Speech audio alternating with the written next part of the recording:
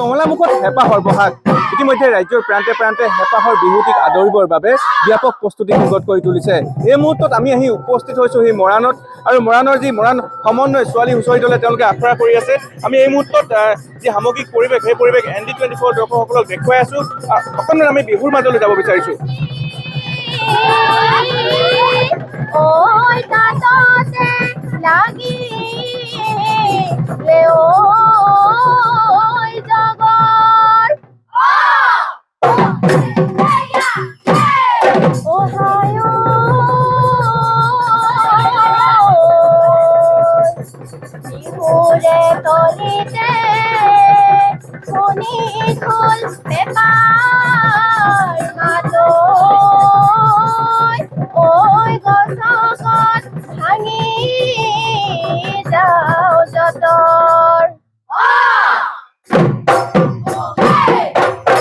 হয়, আচলতে এনেধৰণে যুৱতীসকলে তেওঁলোকৰ যি আখৰা সেই আখৰা তেওঁলোকে কৰি আছে।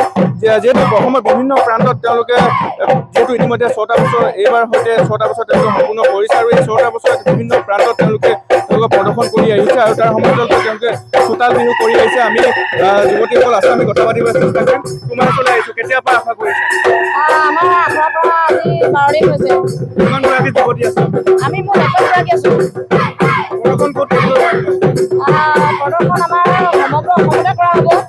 বিভিন্ন অনুষ্ঠানসমূহৰ পৰা বৰ্তমান ফোন আহিছে আমালৈ। এনেকৈ প্ৰস্তুতি চলি আছে আৰু। চোতাল বিহু কৰা হয়নে? হয় হয়, চোতাল বিহু কৰা হয়। চোতাল বিহু কৰোঁ আমি, য'ত আমি নিমন্ত্ৰণ কৰে তালৈ আমি চোতাল বিহু প্ৰগ্ৰেম কৰিব যাওঁ। মই ধন্যবাদ জনাইছোঁ পুনৰ সামগ্ৰিকভাৱে যি পৰিৱেশ সেই পৰিৱেশটো দেখুৱাবৰ বাবে অনুৰোধ জনাইছোঁ। এনেধৰণে তেওঁলোকে যিহেতু আখৰা কৰি আছে, পুনৰ বিহুৰ মাজলৈ যাব বিচাৰিছোঁ।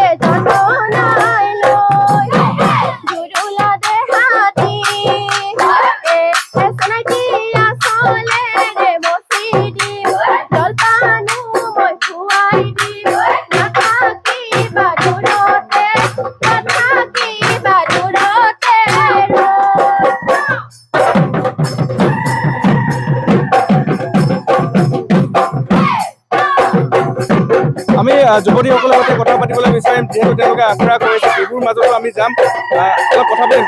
মই তোমাৰ ওচৰলৈ আহিছোঁ, কেতিয়াৰ পৰা আখৰা কৰি আছে, কেনেকুৱা লাগিছে? বিহু বুলি ক'লে কেনেকুৱা লাগে? ভালে লাগে, আমাৰ মনটো ভাল হৈ থাকে আৰু বিহু বুলি ক'লে আনন্দ, যিহেতু সেইকাৰণে ভালেই লাগে। প্ৰদৰ্শন কৰিছে আমাৰ এতিয়ালৈকে বহুতখিনিয়ে আৰু আগবাৰ যিখিনি ধৰণে আমি কৰিছোঁ সেইখিনিতো আমাক নিমন্ত্ৰণ জনাইছে আৰু হৈ আছে আৰু তেনেকৈ।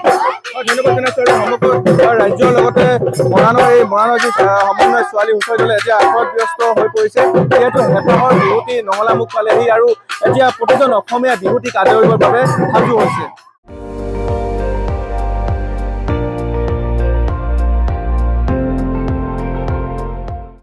আপুনি চাই আছে ND24, সৰ্বশ্ৰেষ্ঠ নহয় সৰ্বোত্তমৰ দৌৰত।